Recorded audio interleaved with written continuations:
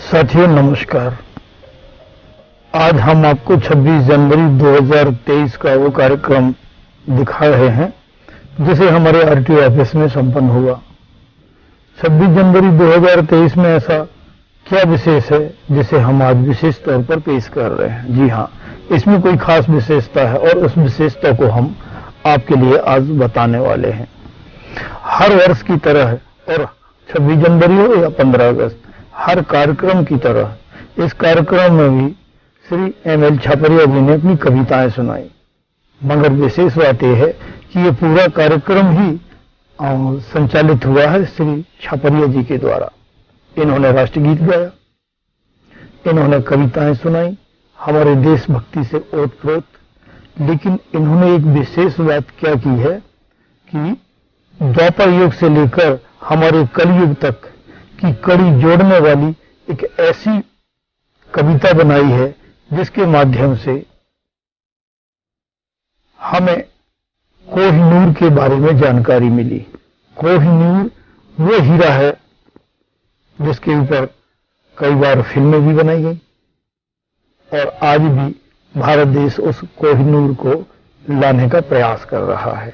तो वही कोहिनूर क्या है उसके बारे में श्री छापरिया जी ने इस कार्यक्रम के माध्यम से जानकारी दी है, जिसे हम विशेष तौर पर समझ रहे हैं। 26 जनवरी 2023 का ये कार्यक्रम आपके सामने प्रस्तुत है। तो आइए सबसे पहले अपनी परंपरा अनुसार श्री आरटीओ साहब करेंगे ध्वजारोहण और राष्ट्रगीत शुरू करेंगे एम.एल. छापरिया जी।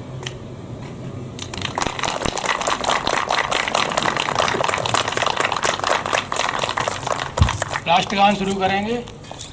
जनगण मंगल दायक की जय है, भारत भाग्य विधाता। पंजाब सिंध गुजरात मराठा, द्रावण उत्कल बंगा, बिंद हिमाचल यमुना गंगा, उच्चल जल की तिरंगा। तब शुभ नागे जागे, तब शुभ आशीष मागे, गाए तब जय गाथा। जनगण मंगल दायक जय है, भारत भाग्य विधाता। जय है जय है जय है, जय जय जय जय है। भारत माता की, भारत माता की, भारत माता की जय हिंद। अभी हमने राष्ट्रगीत सुना और अब ये तिरंगा जो लहरा रहा है इसका गीत इन्होंने गाया है, लहर लहर लहराए तिरंगा। इन्होंने गीत गाया भी है और इन्होंने बनाया भी है। हमारे श्री छापरिया जी रेडियो कलाकार रहे हैं और इन्होंने बचपन से ही इन्हें इस कला का ज्ञान था, यानी शुरुआत इन्होंने कला से ही की है। कई जगह आकाशवाणी केंद्र में इन्होंने अपने कार्यक्रम भी दिए हैं और हमारे आरटीओ ऑफिस में तो ये हर फंक्शन में अपना कार्यक्रम प्रस्तुत करते हैं। सो अवश्य ही हमें सराहनीय लगता है और हम लोग सराहना भी करते हैं। तो आइए लहर लहर हम क्यों गाएं, आप ही सुने। लहराए तिरंगा, लहरे लहरे लहराए तिरंगा, पल पल ऊंचा जाए तिरंगा। लहरे लहरे लहराए तिरंगा, पल पल ऊंचा जाए तिरंगा। मातृभूमि का मान बढ़ाए, सरगमा मदनी नी नी नी नी सा। मातृभूमि का मान बढ़ाए, सब धर्मों का साथ बनाए। मातृभूमि का मान बढ़ाए, सब धर्मों का साथ बनाए। चारों दिशा लहराए तिरंगा, चारों दिशा लहराए तिरंगा। लहर लहर लहराए तिरंगा।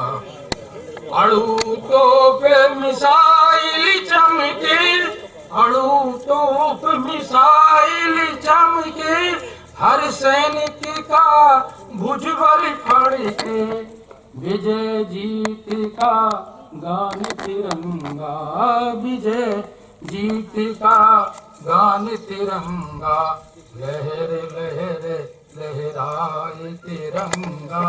मंदिर मस्जिद और शिवालय, मंदिर मस्जिद और शिवालय, सतत धर्म के हैं रखवाले। सब में ईश्वर जान तिरंगा, सब में ईश्वर जान तिरंगा। लहर लहर लहराए तिरंगा। बुर्ज बुर्ज की ऊंची चोटी, बुर्ज बुर्ज की ऊंची चोटी, अखंड एकता की परपोटी। बुर्ज बुर्ज की ऊंची चोटी, अखंड एकता की परपोटी। कहे हिंद मुस्कान तिरंगा, लहर लहर लहराए तिरंगा, लहर लहर लहराए तिरंगा, पल पल ऊंचा जाए तिरंगा। जय।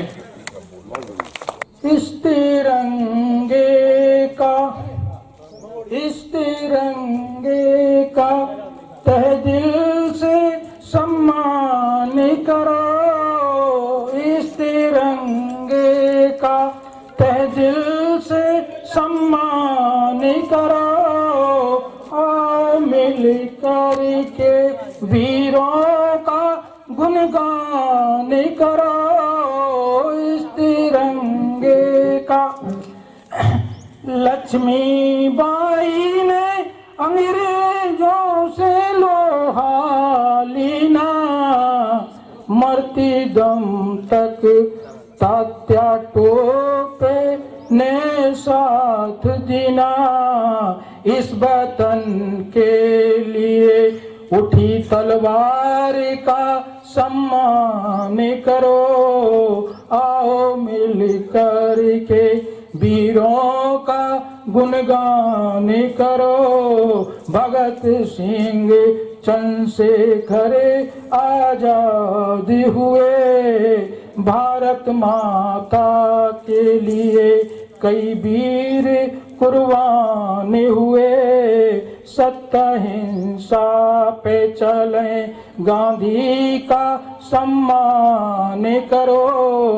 आओ मिल कर के वीरों का गुणगान करो। जलियांवाले बाग में निहत्तों पर चलाई गोली, जनरल डायर ने खेली थी खून की यहाँ होली। ऊधम सिंह ने लिया बदले का सम्मान करो। आओ वीरों का गुणगान करो। हिंदू मुस्लिम सिख ईसाई सब भाई हैं हमारे, और एकता में रहो इस धरा के दुलारे। मजहब की कोई न तकरार करो। आओ मिल कर के वीरों का गुणगान करो। इस धरती का कण कण भी सोना है, हम सब की ये धरन बिछोना है। हिंद जागो हिमालय का सम्मान करो। आओ मिल कर के वीरों का गुणगान करो, वीरों का गुणगान करो। जय। श्री छपैया जी राष्ट्र को याद तो करते ही हैं, लेकिन राष्ट्र को सुरक्षित रखने वाले यानी कि रक्षकों को, सैनिकों को कभी नहीं भूलते। आइए उनके लिए इन्होंने जो कहा हम उसे भी सुन। बुलंद हौसला जान हथेली और जमे हुए चट्टान से, तो चाहे आंधी तूफा आए सब झेले मुस्कान से, सब झेले मुस्कान से। बुलंद हौसला जान हथेली और जमे हुए चट्टान से, और चाहे आंधी तूफा आए सब झेले मुस्कान से, सब झेले मुस्कान से। कभी युद्ध हो गगन धरा में, और कभी युद्ध हो गगन हवा में, और कभी न बैठे सैनिक देखो माँ धरती की आन से, और चाहे आंधी तूफा आए सब झेले मुस्कान से। सैनिक भाइयों के लिए एक बार तालियों से स्वागत करें। ध्वज, तिरंगा और भारत का संविधान दोनों का सम्मान करते हुए इस गीत को किस तरीके से इन्होंने बनाया, वाकई ये तारीफ काबिल है।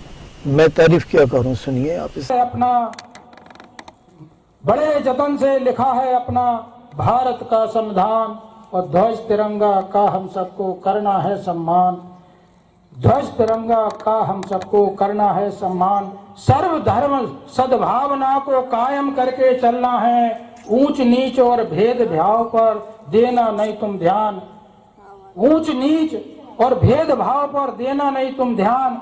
ध्वज तिरंगा का हम सबको करना है सम्मान, देश की रक्षा सोच के सबको अखंड एकता में रहना, भारत माँ की लाज बची रहे चाहे जाए प्राण। ध्वज तिरंगा का हम सबको करना है सम्मान। वीरांगना रानी लक्ष्मी ने कुर्बानी कर दिखलाई, भगत सिंह ने अंग्रेजों का जीना किया हराम। ध्वज तिरंगा का हम सबको करना है सम्मान। गांधी बोस सरदार पटेल ने आजादी हमें दिलवाई, हुए शहीद जो देश के खातिर यादगार की शान। ध्वज तिरंगा का हम सबको करना है सम्मान। वीरों की इस देश में अभी भी नहीं है कमी, आज भी त्याग भावना रहे जन्म से देते हैं बलिदान। ध्वज तिरंगा का हम सबको करना है सम्मान।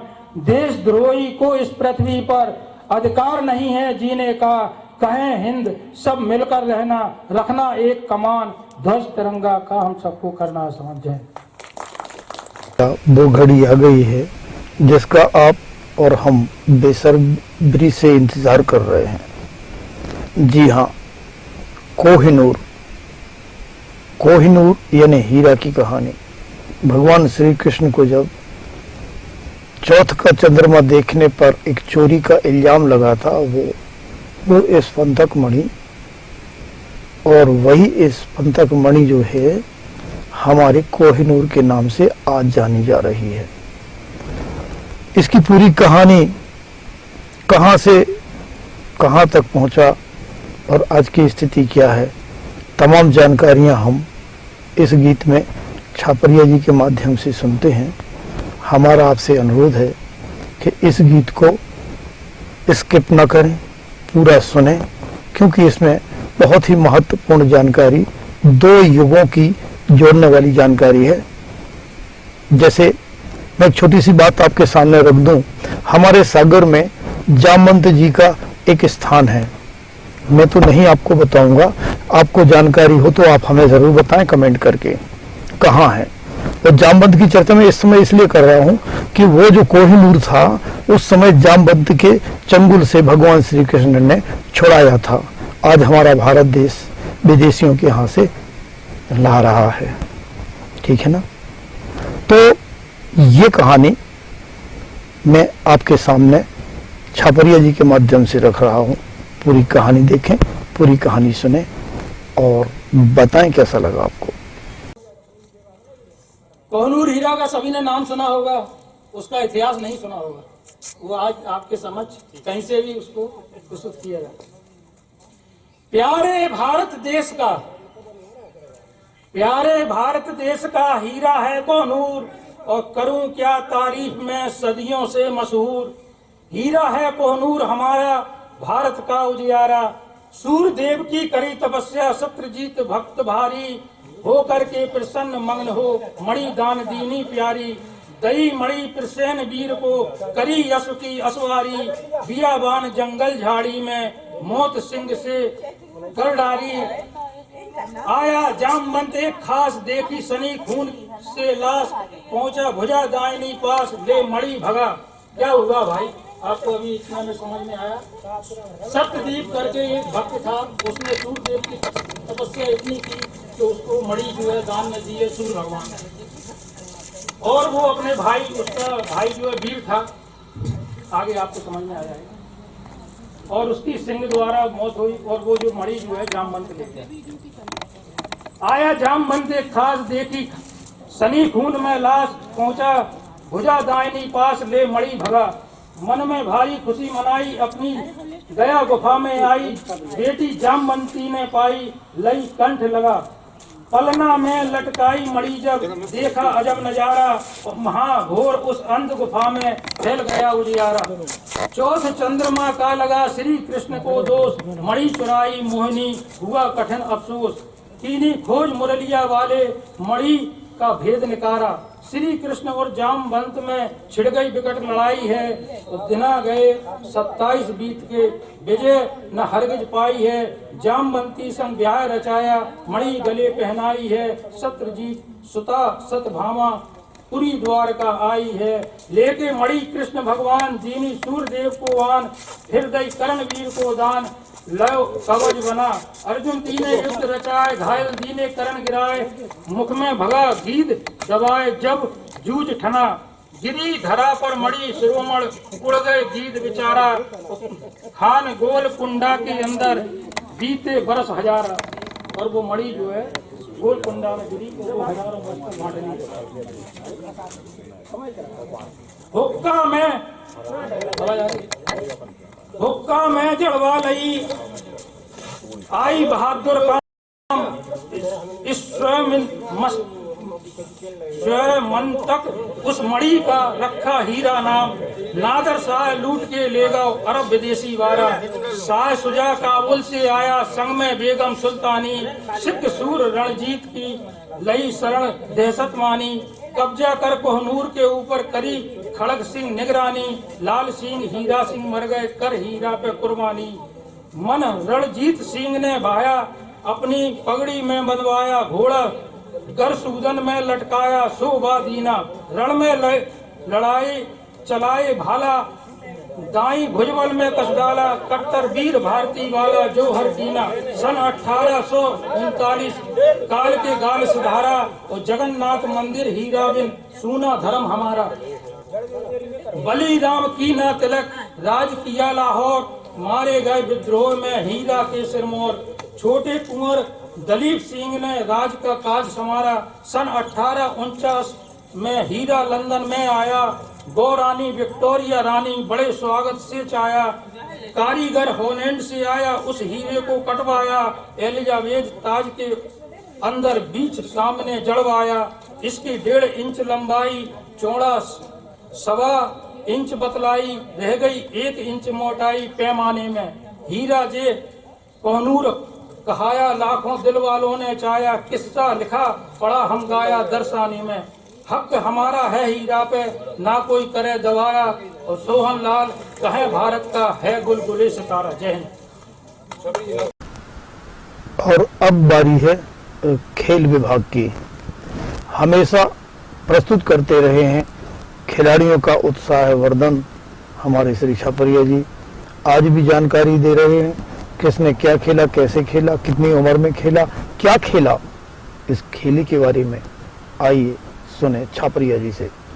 अभी भारत का न्यूजीलैंड से क्रिकेट मैच चला, जिसमें हमारे नव क्रिकेटर खिलाड़ी, जिसका नाम सभी के मन में है, शुभमन गिल है उनका नाम है।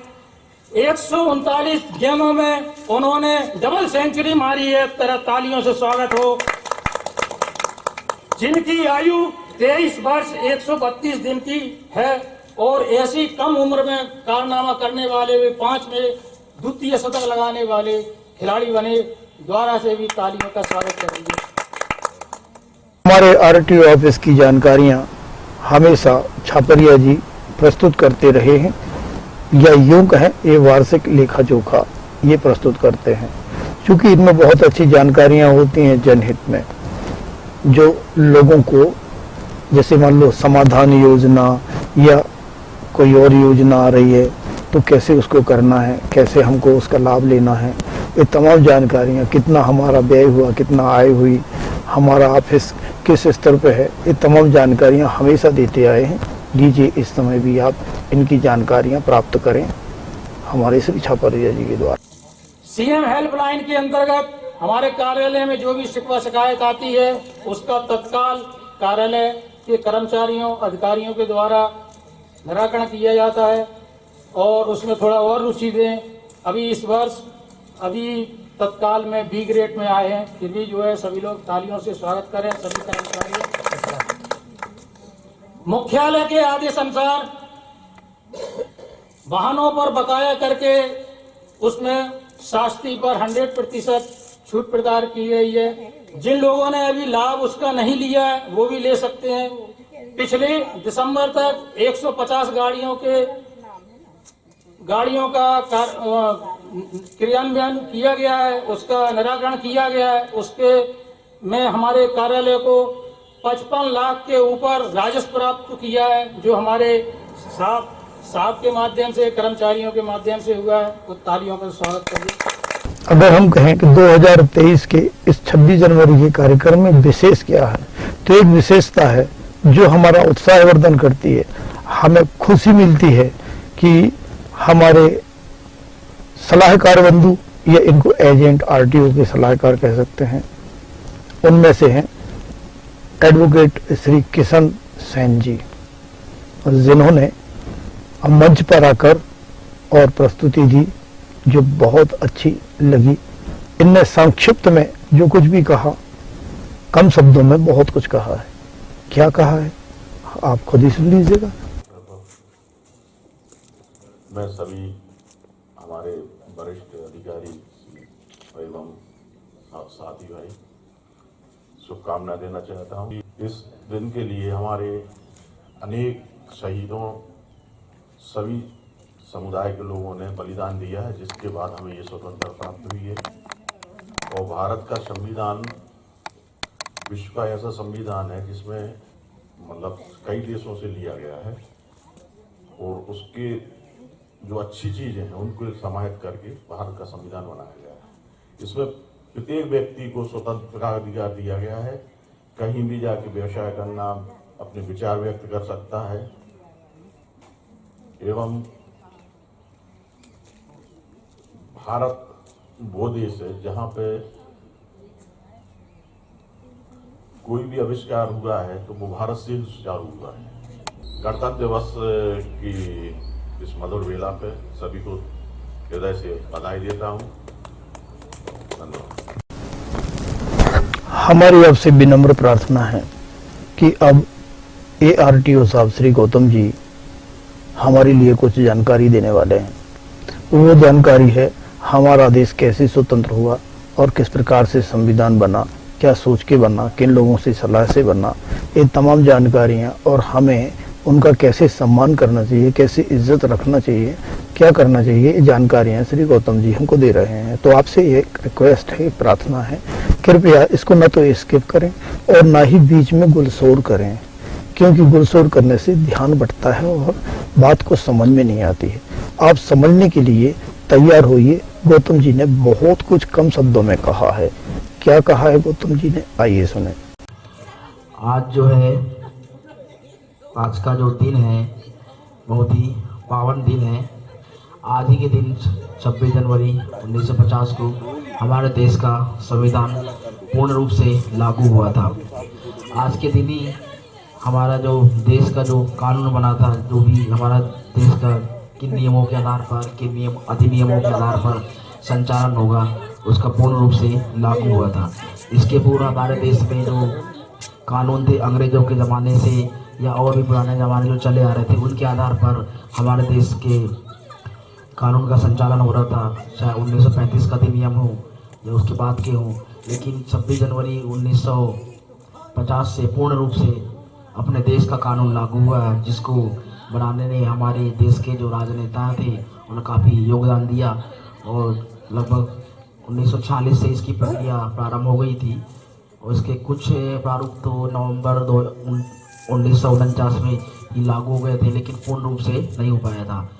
इसको संविधान को बनाने में हमारे डॉक्टर भीमराव अंबेडकर जी का बहुत बड़ा योगदान रहा। उन्होंने हर जगह से हर क्षेत्र के, हर जाति समाज के लोगों को ध्यान में रख कर के भारत जो विभिन्नताओं का देश है, इसको लेकर के उन्होंने एक सांचे में ढालने का प्रयास किया, जिससे कि हर वर्ग के हर जाति समुदाय के लोगों का विकास हो सके और भारत का जो नाम है पूरे विश्व में उच्च स्तर पर प्राप्त हो सके, इस टाइप का उन्होंने संविधान बनाने का प्रयास किया। और उसमें ऐसे भी प्रयास रखे कि समय समय पर इस पर सुधार भी किया जा सके। इसको लेकर के लगातार हमारे यहाँ संविधान में संशोधन भी होते जा रहे हैं और जैसे जैसे विकास की प्रक्रिया आगे बढ़ रही है वैसे वैसे हमारे संविधान भी विकास करते जा रहा है और विश्व का सबसे बड़ा संविधान है जो कि लगातार प्रगति के पथ पर अग्रसर है और नए नए इसमें सुधार किए जा रहे हैं ताकि देश को उच्च स्तर पे आगे से आगे ले जाया जा सके।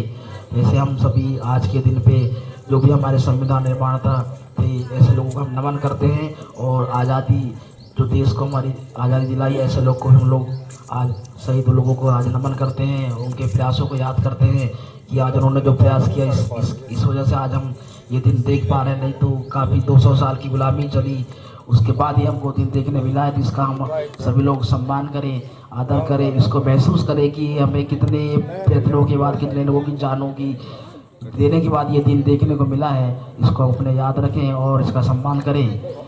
जय हिंद, जय भारत।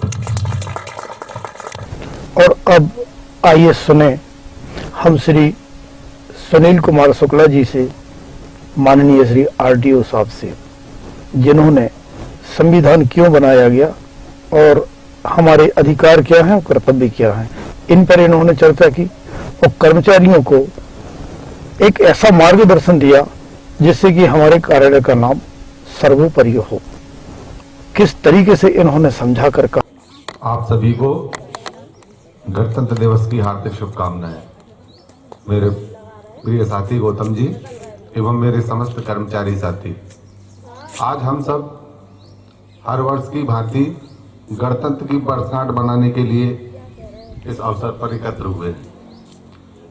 संविधान के मायने या संविधान का अर्थ हम हमेशा से सुनते आ रहे हैं, लेकिन कभी हमने इस चीज पर ध्यान नहीं दिया कि आखिर संविधान की आवश्यकता हमें क्यों है, आखिर क्यों बनाया गया।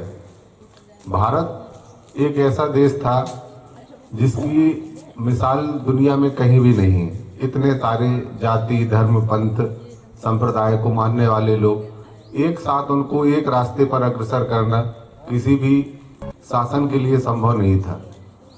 इसलिए हमने विश्व के सभी देशों में जो चुने हुए या अच्छे कानून थे उन सभी कानूनों को मिलाकर अपने संविधान की रचना की, ताकि देश का हर वर्ग सबके साथ समानता के अधिकारों का प्रयोग करते हुए अपने आप को विकास के पथ पर अग्रसर कर सके।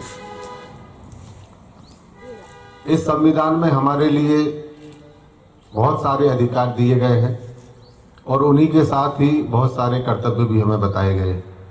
अगर हमें अधिकारों का प्रयोग करना है तो ये हमारी जिम्मेदारी है कि हमें जो कर्तव्य बताए गए हैं उनकी भी हम पूर्ति करें।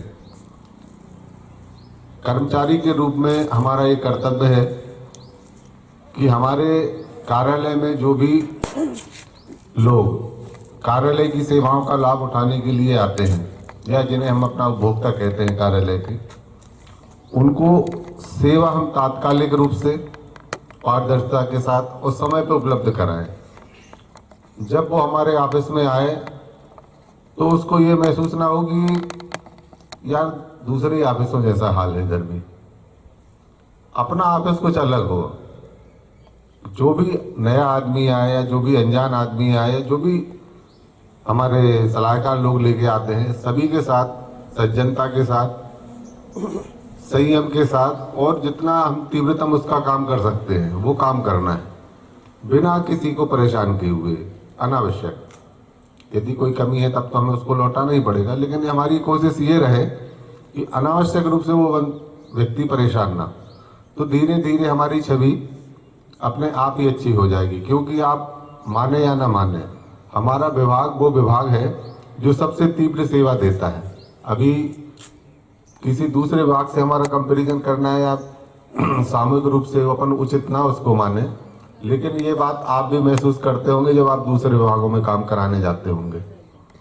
तो अपनी ये जो हमारी खूबी है इसको हमें और आगे बढ़ाना है, और इतना आगे बढ़ाना है कि लोग मिसाल देने लगे कि आरटीओ ऑफिस जैसा काम होना चाहिए यार। किसी विभाग में जब वो जाए तो उसको एक बार डांट दें यार आरटीओ विभाग देखो क्या काम होता है, जाओ 10 मिनट के अंदर काम हो जाता है।